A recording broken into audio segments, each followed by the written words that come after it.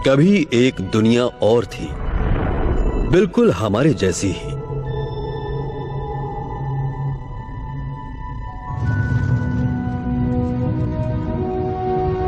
वहां भी कभी कभार कुदरती हादसे होते थे, बड़े ज्वालामुखी फटते थे और कभी कभी कोई एस्टेरॉयड आसमान से आकर तबाही मचा देता था। मगर तब भी पहले 1 अरब साल तक वो दुनिया बहुत खुशहाल थी। जब हमारा सौर मंडल जवान था तो शुक्र ग्रह कुछ ऐसा ही दिखता था। फिर वहां का माहौल बिगड़ना शुरू हुआ।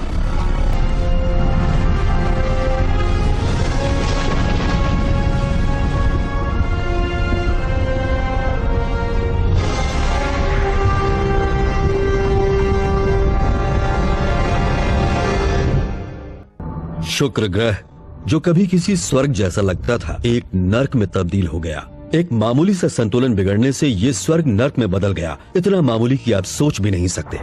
एक बार चीजें बिगड़ना शुरू हुई तो फिर सुधर नहीं पाई। ये है शुक्र ग्रह, हमारा सबसे नजदीकी पड़ोसी। आज ये ऐसा दिखता है।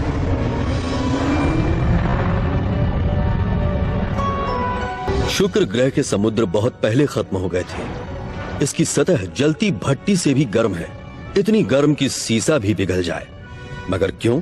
शायद आपको लगे कि शुक्र ग्रह पृथ्वी के मुकाबले सूर्य से 30% ज्यादा नजदीक है, इसलिए। मगर यह वजह नहीं है।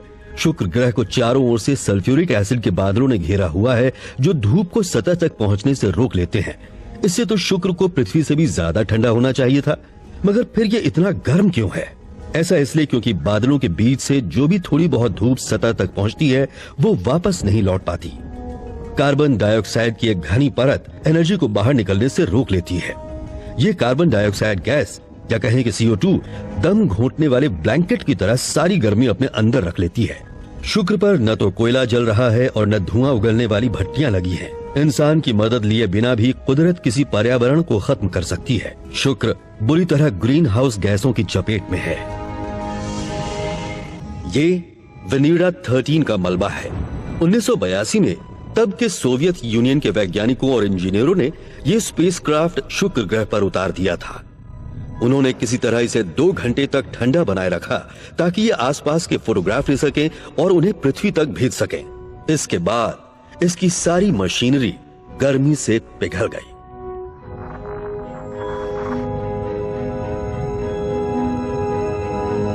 शुक्र और पृथ्वी दोनों के पास शुरू में एक जितना कार्बन था, मगर दोनों बिल्कुल ही अलग अलग रास्ते पर चल पड़े और इन दोनों ही कहानियों में कार्बन का किरदार सबसे अहम था। शुक्र पर तकरीबन सारा कार्बन गैस के रूप में था, कार्बन डाइऑक्साइड के रूप में वायुमंडल में।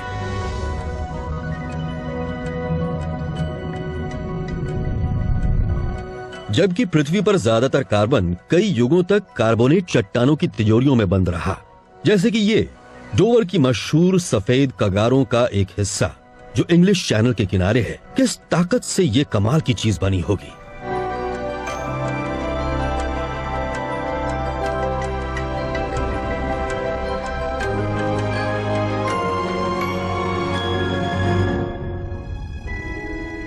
ऐसे जीव ने जो सुई की नोक से भी 1000 गुना छोटा है, ऐसे लाखों जीवों ने, एक कोशिका वाले एल्गी ने। ज्वालामुखियों ने हवा में कार्बन डाइऑक्साइड छोड़ी और समुद्रों ने धीरे धीरे उसे सोख लिया।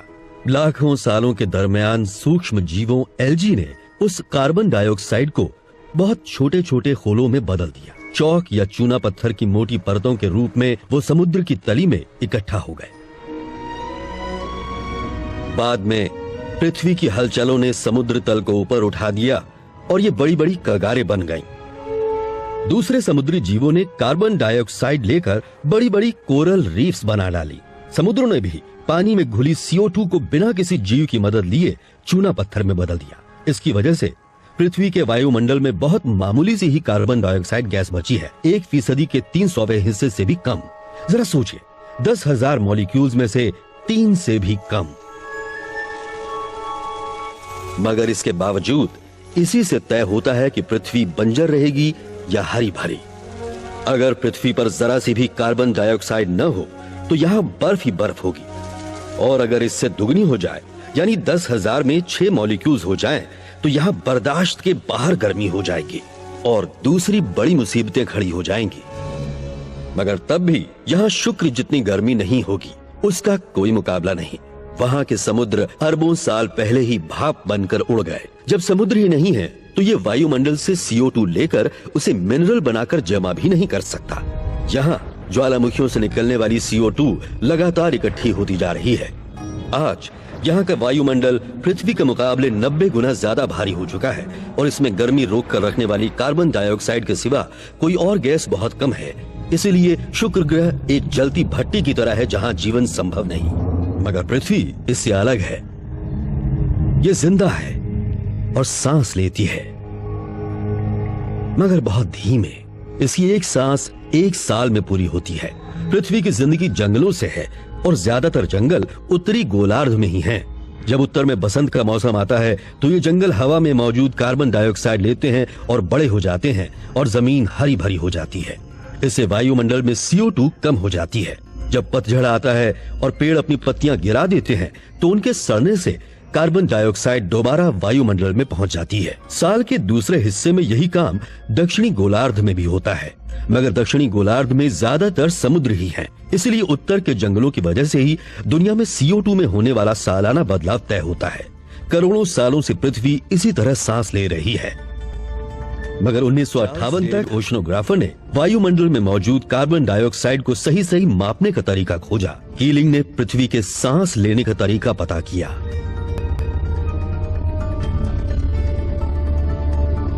मगर उन्हें एक चौंकाने वाली बात भी पता चली। इंसान के इतिहास में पहली बार CO2 के स्तर में जबरदस्त बढ़त देखी गई थी और जो तब से लेकर अब तक जारी है।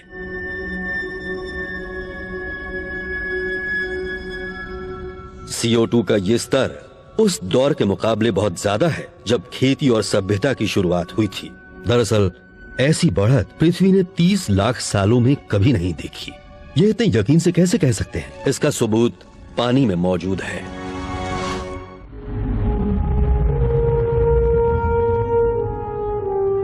पृथ्वी के पास गुजरे जमाने की बर्फ में लिखी एक डायरी है। क्लाइमेट साइंटिस्ट्स ने ग्रीनलैंड और एंटार्क्टिका के ग्लेशियर्स में बहुत गहराई से बर्फ निकाली है। बर्फ की इन परतों के बीच बहुत पुरानी हवा भी कैद है। की मदद से हम पृथ्वी के वायुमंडल के पिछले 8 लाख सालों का रिकॉर्ड देख सकते हैं। इस दौरान कभी भी हवा में कार्बन डाइऑक्साइड का स्तर 1% के 300वें हिस्से से ऊपर नहीं गया, यानी कि 20वीं सदी की शुरुआत तक। उसके बाद से इसमें लगातार और तेजी से बढ़त हो रही है। औद्योगिक क्रांति से पहले के मुकाबले ये स्तर 40% से ज्यादा हो चुका है। कोयला, तेल और गैस जलाकर हमारी सभ्यता जितनी तेजी से कार्बन डाइऑक्साइड पैदा कर रही है, उस तेजी से पृथ्वी उससे सोख नहीं पा रही। इसलिए हवा में CO2 का स्तर बढ़ रहा है। हमारी पृथ्वी गर्म हो रही है। हर गर्म चीज से एक किस्म की रोशनी निकलती है जिसे आंखों से हम नहीं देख सकते। इसे थर्मल इंफ्रारेड लाइट कहते हैं। हम सबके अंदर से नजर न आने वाला हीट रेडिएशन निकलता है। अंधेरे में भी इंफ्रारेड की रोशनी में पृथ्वी ऐसी दिखेगी। यह पृथ्वी की अपनी खुद की गर्मी है।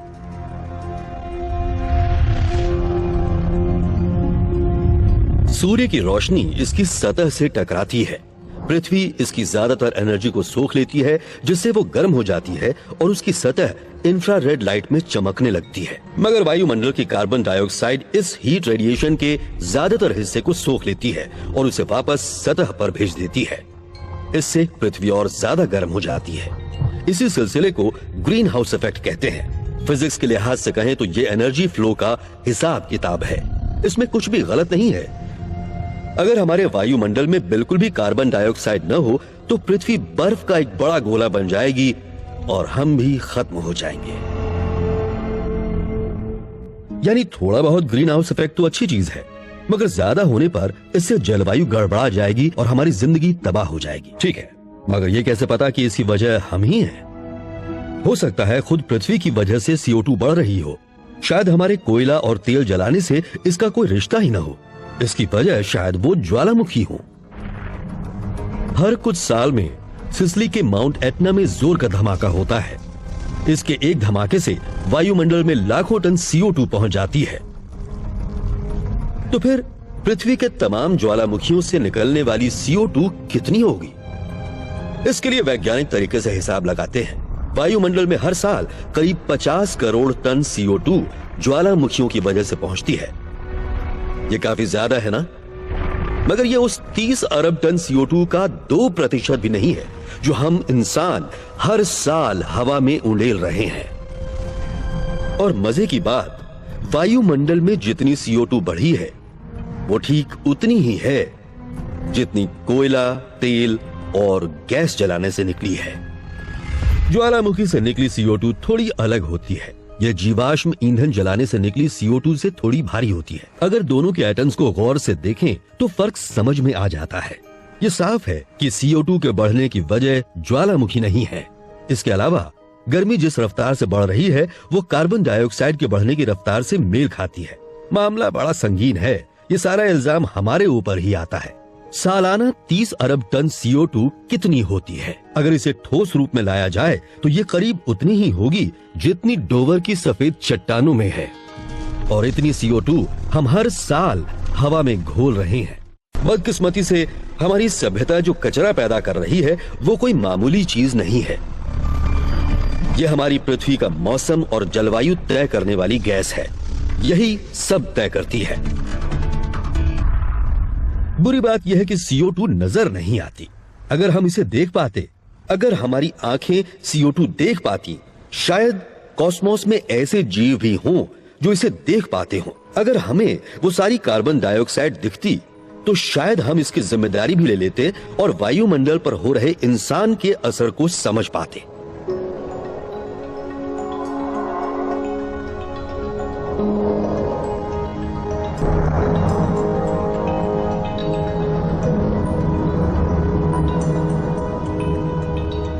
मगर दुनिया गर्म हो रही है। इसका सबूत चारों ओर है। सबसे पहले आप थर्मोमीटर्स को ही लीजिए।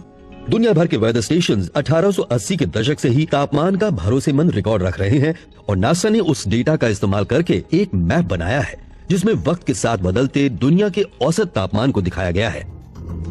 पीले का मतलब है उस इलाके में 1880 के औसत के मुकाबले ज्यादा तापमान। ऑरेंज का मतलब उससे भी गर्म और लाल का मतलब सबसे ज्यादा गर्म। 19वीं सदी के मुकाबले दुनिया अब ज्यादा गर्म है। उस जमाने में हुए दुनिया की अब तक के सबसे बड़े मेले में एक गुमनाम वैज्ञानिक ने इस मुसीबत का एक हल सामने रखा था। आइए मेरे साथ।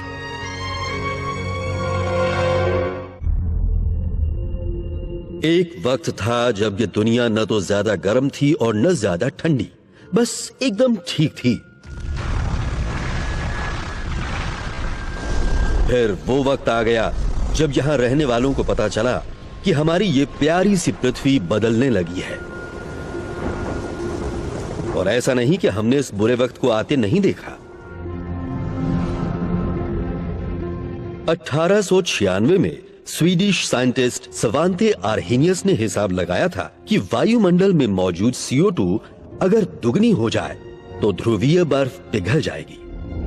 1930 के दशक में अमेरिकन फिजिसिस्ट E.O. हल्बर्ट ने नेवल रिसर्च लेबोरेटरी में इस नतीजे को सही पाया था। मगर अब तक ये सिर्फ एक थ्योरी थी। गाय कैलेंडर ने ऐसे सबूत जमा किए जिनसे पता चलता था कि CO2 और दुनिया के औसत तापमान दोनों में ही बढ़ोतरी हो रही है। अब भी इंसान अनजाने में ही सही मगर अपनी सभ्यता के पैदा किए कचरे से दुनिया की जलवायु बदल रहा है। ये जो गैसें निकल रही हैं फैक्ट्रियों से और गाड़ियों से, उनसे हर साल 6 अरब टन से भी ज्यादा कार्बन डाइऑक्साइड पैदा हो रही हैं। ये सूर्य की गर्मी को हवा में ही सोख लेती है और इससे हमारा वायुमंडल लगातार गर्म हो रहा है। ये बुरी बात है क्या? ऐसा अंदाजा लगाया गया है कि पृथ्वी के तापमान में कुछ डिग्री की बढ़ोतरी से ही ध्रुवों पर जमा बर्फ पिघल जाएगी। 1960 में कार्ल सेगन की PhD थीसिस में शुक्र ग्रह पर ग्रीन हाउस गैसों के असर का हिसाब किताब लगाया गया था। उन्हें पृथ्वी समेत तमाम ग्रहों के वायुमंडल में हमेशा से दिलचस्पी थी और ये उसी का एक हिस्सा था। 1980 में असली कॉस्मोस सीरीज में कार्ल सेगन ने आगाह किया था, हम हवा में बहुत ज्यादा कार्बन डाइऑक्साइड छोड़ रहे हैं और ग्रीन हाउस इफेक्ट को बढ़ा रहे हैं। ऐसा होता रहा तो जल्द ही पृथ्वी की जलवायु गड़बड़ा जाएगी और कॉस्मोस में हमारा ये इकलौता घर, ये स्वर्ग एक नर्क में बदल जाएगा। जब कार्ल ने यह बात कही थी तब से अब तक हम वायुमंडल में 400 अरब टन कार्बन डाइऑक्साइड और उंडेल चुके हैं। अगर हमने अपने तरीके नहीं बदले तो हमारे बच्चों को पृथ्वी किस हाल में मिलेगी? वैज्ञानिकों ने जो अंदाजा लगाया है उसके मुताबिक अगर हमने ये सिलसिला जारी रखा तो हमारे बच्चों को मुसीबतें झेलनी पड़ेंगी। जानलेवा लू चलेगी, भयानक सूखा पड़ेगा, समुद्र ऊपर उठेगा, प्रजातियों का सफाया होगा। हमें विरासत में हरी भरी पृथ्वी मिली थी जिसकी जलवायु बहुत हद तक स्थिर थी। हजारों सालों तक यहाँ खेती और सभ्यताएं फलती फूलती रहीं और अब हमारी लापरवाही और लालच ने उस सब को दांव पर लगा दिया है।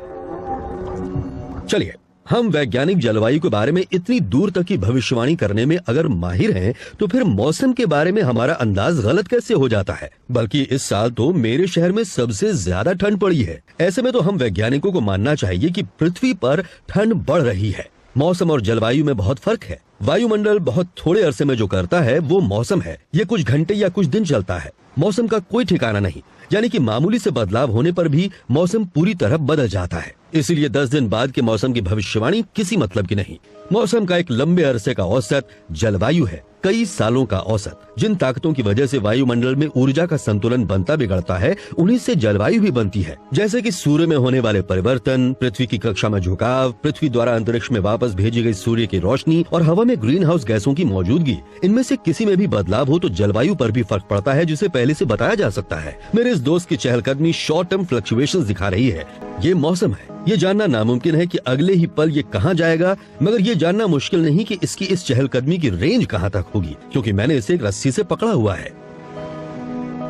हम जलवायु को सीधे तौर पर नहीं देख सकते, सिर्फ मौसम को ही देख पाते हैं। मगर कई सालों का औसत मौसम एक पैटर्न दिखाता है। मैं जिस रास्ते चल रहा हूँ वो लॉन्ग टर्म पैटर्न है। मौसम की भविष्यवाणी मुश्किल है मेरे दोस्त की तरह, मगर जलवायु की भविष्यवाणी हो सकती है। पृथ्वी के लंबे इतिहास में जलवायु कई बार बदली है, मगर हमेशा किसी न किसी बड़ी ताकत की वजह से। फिलहाल जो सबसे बड़ी ताकत जलवायु को बदलने में लगी है वो है फॉसिल फ्यूल के जलाने से पैदा CO2, जो सूर्य की गर्मी को यहीं रोक कर रखती है। इससे जो गर्मी बढ़ती है वो कहीं तो जाएगी। इसमें से कुछ हवा को गर्म करती है और ज्यादातर समुद्र में पहुंचती है।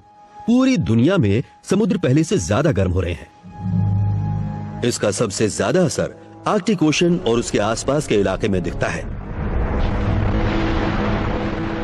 चलिए, गर्मियों में ऐसे समुद्र की बर्फ कम हो रही है जहां शायद ही कभी कोई जाता हो। अगर उत्तरी ध्रुव की बर्फ खत्म हो जाए तो मुझे फिक्र क्यों होनी चाहिए?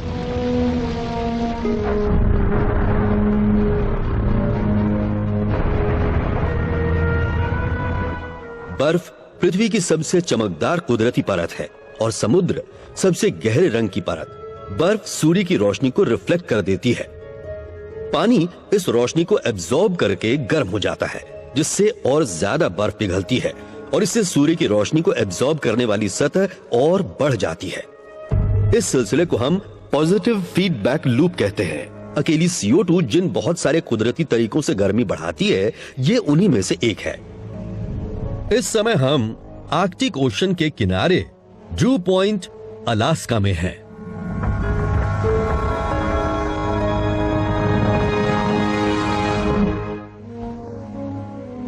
जब मैं पैदा हुआ था तो यह किनारा यहाँ से 1.6 किलोमीटर दूर था। तब यह हर साल करीब 20 फीट की दर से टूट रहा था। अब हर साल 50 फीट जमीन कम हो रही है।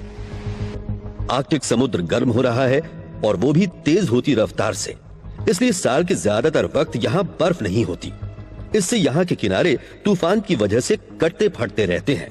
तूफान भी अब पहले से तेज होते जा रहे हैं और ये भी जलवायु बदलने का एक असर है। अलास्का, साइबेरिया और कनाडा असल में पर्माफ्रॉस्ट हैं, यानी ऐसी जमीन जो इस सहस्त्राब्दी से पहले हमेशा बर्फ से ढकी रहती थी।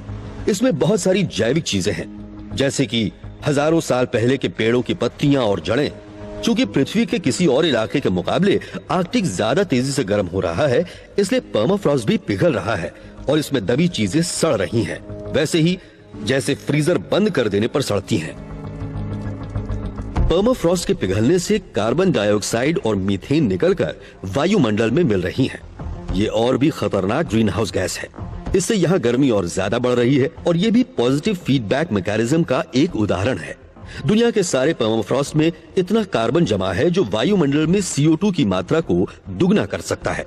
हमारी रफ्तार को देखते हुए ग्लोबल वार्मिंग ये सदी खत्म होने तक इसमें से ज्यादातर CO2 निकाल देगी। शायद हम जलवायु में उस हद तक बदलाव कर रहे हैं जिसके बाद इस नुकसान की भरपाई नामुमकिन हो जाएगी। चलिए, हवा, पानी और जमीन सब के सब गर्म हो रहे हैं, यानी कि ग्लोबल वार्मिंग वाकई हो रही है। मगर शायद ये हमारी गलती न हो, ऐसा कुदरत की वजह से हो रहा हो, सूर्य की वजह से हो। जी नहीं, इसमें सूर्य का हाथ नहीं। हम कई दशकों से सूर्य को बहुत बारीकी से देख रहे हैं। सौर ऊर्जा में जरा भी बदलाव नहीं आया है। इसके अलावा पृथ्वी दिन के मुकाबले रात में और गर्मियों की बजाय सर्दियों में ज्यादा गर्म हो रही है। ग्रीन हाउस इफेक्ट की वजह से ही ऐसा होता है। सौर ऊर्जा की वजह से तो इसका उल्टा होता। अब इस बात में कोई शक नहीं रह गया है कि इंसान पृथ्वी की जलवायु को बदल रहा है। समस्या की जड़ सूर्य नहीं है, बल्कि ये तो इसका हल है। ये बात हमें बहुत पहले से मालूम है, इतना पहले से कि आप सोच भी नहीं सकते। पेरिस, सितंबर 1878। तब तक तो आईफिल टावर भी नहीं बना था। तब यहाँ एक ऐसा मेला लगा था जैसा दुनिया में पहले कभी नहीं देखा गया था। स्टैच्यू ऑफ लिबर्टी का शानदार सिर बस बनकर तैयार हुआ ही था। पूरी दुनिया से आए लोगों ने पेरिस के 27 हेक्टेयर के इलाके में अपने आविष्कारों और सामानों की प्रदर्शनी लगाई थी। अपना लाइट बल्ब दुनिया के सामने लाने में एडिसन को अभी भी 1 साल का वक्त था। बिजली से चलने वाली मशीनों के बारे में किसी ने सोचा भी नहीं था। तब लोग स्विच या बटन नहीं दबाते थे, हाथ की या घोड़ों की ताकत से ही सारे काम होते थे। हम इसी इंसान को देखने आए हैं, वही अजीब सी मूंछों वाला। वो मैथ्स का टीचर है और नाम है ऑगस्टा मूशा। याद रखिए, ये 1878 का वक्त है। तब गैस लाइट से ही रोशनी होती थी। ऑटोमोबाइल आने में अभी सालों का वक्त था। मगर मूशो यहाँ अपने सोलर पावर कॉन्सेंट्रेटर के जरिए लोगों को हैरान कर रहे हैं। सूर्य पर हम सब का हक है। हालांकि यह हमसे 9.3 करोड़ किलोमीटर दूर है, फिर भी अपनी ताकत का एहसास दिलाता है। मेरा आविष्कार सूर्य से निकलने वाली ऊर्जा को इकट्ठा करता है और उसे मैकेनिकल मोशन में बदल देता है। ये किसी भी तरह की मशीन को चला सकता है या आपके लिए बिजली पैदा कर सकता है, प्रिंटिंग प्रेस चला सकता है या गर्मियों में बर्फ बना सकता है। तो आपने देखा दोस्तों, अगर हमने सूर्य की जबरदस्त ताकत का इस्तेमाल किया तो क्या क्या अजूबे हो सकते हैं। दुनिया का कोयला किसी दिन खत्म हो सकता है, लेकिन ये ताकतवर सूर्य हमेशा हमारे पास रहेगा। मूशों को उस मेले में गोल्ड मेडल दिया गया, मगर उसके बाद कोयले की कीमतें गिर गईं और वो इतना सस्ता हो गया कि सौर ऊर्जा में किसी की दिलचस्पी नहीं रही। इसके अलावा उस वक्त किसी को समझ ही नहीं आया कि फॉसिल फ्यूल जलाने से हमें क्या कीमत चुकानी पड़ सकती है। मूशों को रिसर्च के लिए मदद मिलना बंद हो गई। 35 साल बाद 20वीं सदी की शुरुआत में ऐसा ही हल सुझाने वाला एक और दरवाजा खुला। वो जगह थी इजिप्ट। ये कहानी आने वाली पीढ़ियों के काम की है। जलवायु को बदलने से रोकने की शुरुआत यहीं से हुई थी। इजिप्ट 1913। ये फिलाडेल्फिया के फ्रैंक शूमन है। इन्होंने सिर्फ 3 साल तक स्कूल में पढ़ाई की, मगर आविष्कार करने में माहिर दिमाग ने ये कमी दूर कर दी। 30 साल का होने से पहले ही शूमन ने सेफ्टी ग्लास की खोज कर ली थी। ऑटोमोबाइल्स और स्काईलाइट्स में इसके इस्तेमाल ने न जाने कितने लोगों की जान बचाई और शूमन को मालामाल कर दिया। ये दौलत उन्होंने अपने शौक यानी सौर ऊर्जा से जुड़ी रिसर्च करने में लगाई। शूमन ने अपनी टीम के साथ मिलकर बहुत सारे सोलर एनर्जी कॉन्सेंट्रेटर्स तैयार किए। इनसे भाप का इंजन भी चल जाता था। शूमन को उम्मीद थी कि सूर्य की ताकत से वो रेगिस्तान में सिंचाई करके उसे हरा भरा कर सकते हैं। 1913 में शूमन के सोलर पावर प्लांट का जब औपचारिक रूप से उद्घाटन हुआ तो उसे एक बड़ी कामयाबी माना गया। उन्होंने सूर्य की गर्मी का बड़े पैमाने पर इस्तेमाल करने का तरीका खोज निकाला था और सौर ऊर्जा को कोयले से भी सस्ता कर दिया था। ब्रिटिश और जर्मन दोनों सरकारों ने शूमन को अपना आविष्कार और बेहतर करने के लिए खुलकर मदद की पेशकश की। उष्णकटिबंधीय क्षेत्रों में यह बेहिसाब एनर्जी का जरिया हो सकता था, जहां कोयला मंगाना बहुत महंगा था। मगर शूमन का सपना तो इससे भी बड़ा था। साइंटिफिक अमेरिकन को लिखे एक खत में उन्होंने हिसाब लगाया कि अगर वो सहारा रेगिस्तान में सिर्फ 250 किलोमीटर के इलाके में अपना सोलर पावर प्लांट लगा लें तो इतनी बिजली पैदा हो सकती है जितनी दुनिया भर की इंडस्ट्रीज को चाहिए। मगर ऐसा हो न सका। लिक्विड फॉसिल फ्यूल यानी कि पेट्रोलियम का बाजार तेजी से बढ़ रहा था और वो जहाज चलाने, घर गर्म करने, कार और ट्रक चलाने में इस्तेमाल हो रहा था।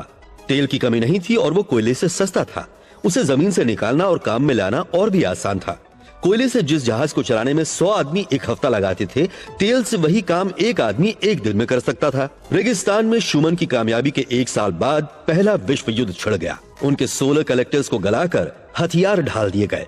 सौर ऊर्जा से चलने वाली सभ्यता बनाने का फ्रैंक शूमन का सपना 1 सदी के लिए दफन हो गया। एक और साफ सुथरा, कभी खत्म न होने वाला ऊर्जा का स्रोत है हवाएं। खुद सौर ऊर्जा से चलती हैं क्योंकि सूर्य हवाओं और लहरों को चलाता है। सोलर कलेक्टर्स के उलट विंड फार्म्स को ज्यादा जमीन की जरूरत नहीं होती और अगर वो पानी में हो तो बिल्कुल भी नहीं होती। वहां हवा भी बहुत तेज होती है। अगर हम हवाओं की सिर्फ 1% ताकत भी ले पाएं तो हमारी सभ्यता को चलाने लायक बिजली मिल जाएगी। पृथ्वी पर 1 घंटे में जितनी सौर ऊर्जा पहुंचती है उतनी एनर्जी पूरी दुनिया में साल भर में खर्च होती है। अगर सूरज और हवा की ताकत का जरा सा भी हिस्सा हम इस्तेमाल कर पाएं तो हमारे भविष्य की सारी ऊर्जा की जरूरतें हवा में कार्बन छोड़े बगैर ही पूरी हो जाएंगी।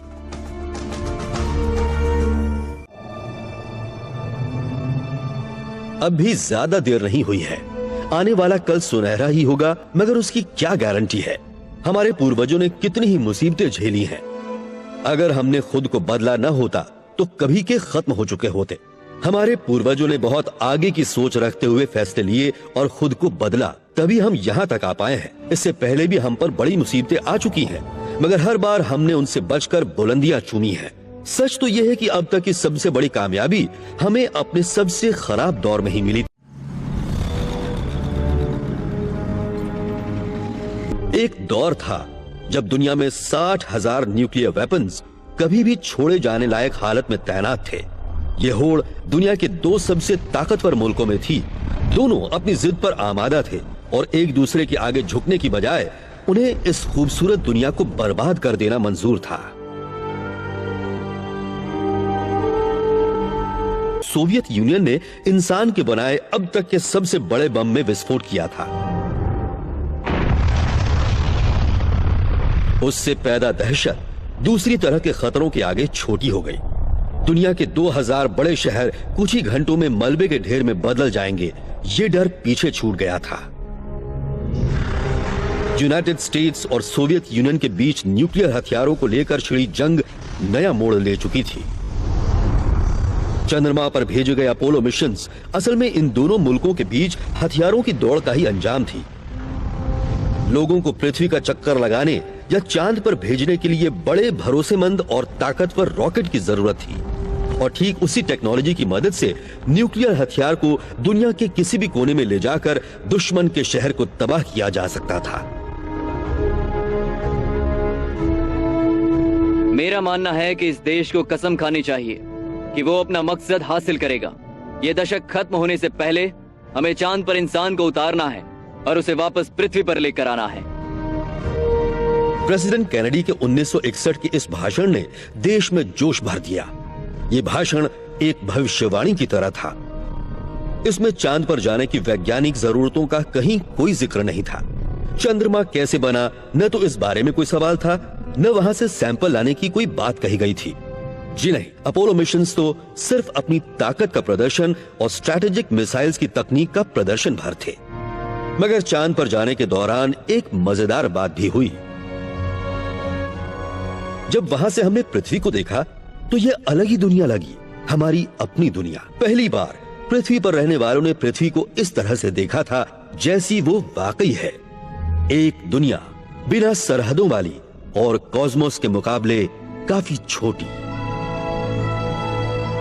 वजह चाहे जो भी हो, हमने भारी संसाधन जुटाकर अपोलो प्रोग्राम शुरू किया था, मगर शीत युद्ध के दौर में उसका मकसद बदल गया और उसकी जगह मौत के हथियारों ने ले ली। फिर भी इसने दिखाया कि पृथ्वी एक है और ये कभी भी खत्म हो सकती है। अपोलो मिशन की यही सबसे बड़ी कामयाबी है। जो प्रोजेक्ट जानलेवा होड़ में शुरू हुआ था, उसी ने हमें अपनी दुनिया को पहचानने में मदद की। किस ताकत ने दुनिया का इतना बड़ा कमाल कर दिखाया? ये फिलीपींस के इफुगाओ लोग थे जो सिर्फ हाथ से काम करना जानते थे। करीब 10,000 साल पहले हमारे पूर्वजों ने दुनिया भर में जलवायु में हुए एक और बदलाव से फायदा उठाया।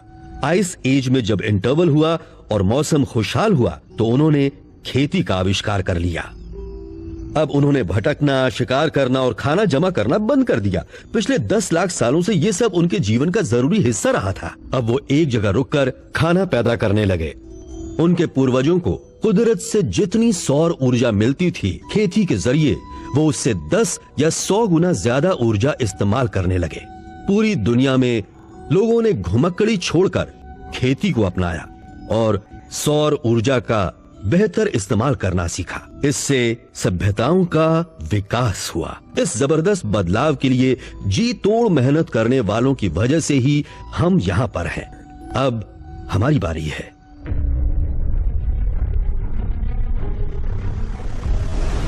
यहाँ भी कभी एक दुनिया थी। अगर शुक्र पर कभी जीवन था तो उसे अपने ग्रह की इस बदहाली को पलटने का मौका नहीं मिला होगा। ग्रीन हाउस गैसों के इस असर को थामना किसी के बस में नहीं था। एक दुनिया और भी है, हमारी दुनिया, वो भी अभी इसी वक्त। हमारी इस दुनिया और उसके बेशकीमती जीवन को बचाने में कोई भी वैज्ञानिक या तकनीकी अड़चन नहीं है। हम इसे बचाएंगे अगर हम इसकी कद्र करते हैं और अगर हमारे अंदर वो इच्छा शक्ति होगी तब।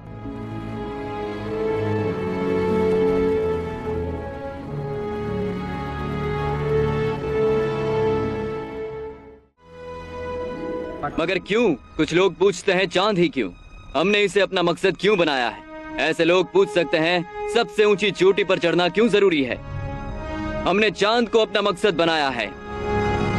हमने चांद पर जाने का फैसला किया है